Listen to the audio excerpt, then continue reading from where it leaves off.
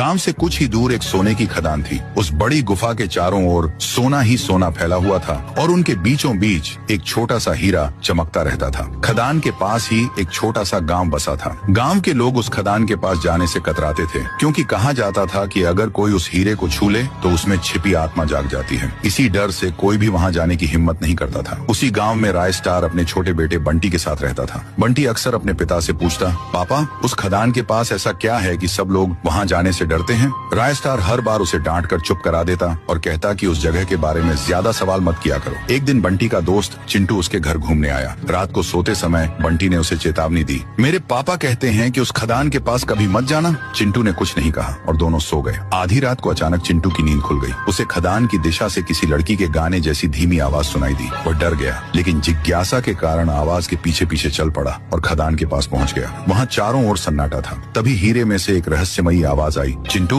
अगर तुम यह हीरा ले जाओगे तो बहुत अमीर हो जाओगे। लालच में आकर चिंटू आगे बढ़ा और जैसे ही उसने हीरा उठाया वह तेजी से वहाँ से भागने लगा। तभी पीछे से फिर आवाज आई, चिंटू इसे भी साथ ले जाओ। चिंटू जैसे ही दोबारा हीरे के पास पहुंचा, अचानक वह गायब हो गया। सुबह गांव में सन्नाटा छाया हुआ था। बंटी अपने दोस्त को याद करके बहुत रो रहा था। गांव में खबर फैल गई कि सुख लकड़ा नाम की रहस्यमयी शक्ति फिर लौट आई है। डर के कारण लोगों ने घरों से बाहर निकलना लगभग बंद कर दिया। रात होते ही वही रहस्यमयी शक्ति गांव में दिखाई देती और फिर वापस हीरे में बदल जाती। उसी रात गोजो काम खत्म करके अपने घर लौट रहा था। तभी उसके सामने वही हीरा चमकने लगा। हीरे में से आवाज आई, गोजो क्या तुम अमीर नहीं बनना चाहते? गोजो डर गया और पीछे मुड़कर भागने लगा, लेकिन हीरा उसके रास्ते में आ गया। फिर आवाज आई, तुम भाग क्यों रहे हो? गुस्से में आकर गोजो ने अपने रोबोट वाले कुत्ते को हमला करने का आदेश दिया, लेकिन हीरे पर कोई असर नहीं हुआ। अगले ही पल गोजो भी रहस्यमयी तरीके से गायब हो गया। अगली सुबह सुकुना ने अपने भाई गोजो को गायब पाया और वह पूरी तरह टूट गया। उसने ठान लिया कि वह इस खदान के रहस्य को हमेशा के लिए खत्म करेगा। आगे क्या हुआ